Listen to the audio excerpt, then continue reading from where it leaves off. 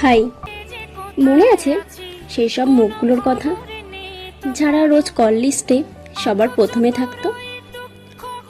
রোজ call লিস্টে থাকা মানুষগুলো একটা সময়ের পর চলে আসে ব্ল্যাক লিস্টে অথবা নতুন নাম্বারের ভিড়ে আর খোঁজা হয়ে ওঠে না, বা হয়তো কিছু নাম্বার ডিলিটও হয়ে গেছে।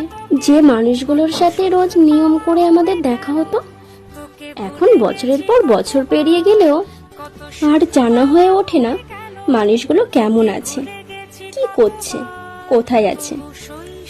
যাদের সাথে রোজ 3 বেলা কথা হতো, একসাথে কত শত গল্প বোনা হতো, এখন ভুল করেও তাদের নাম্বারগুলো আর ডায়াল করা হয়ে ওঠে না। আসলে সময়ের সাথে সাথে সবকিছুই বদলায়। চ্যাট লিস্ট, কল লিস্ট, কিছু প্রিয় মুখ, শুধু বদলায় না স্মৃতি।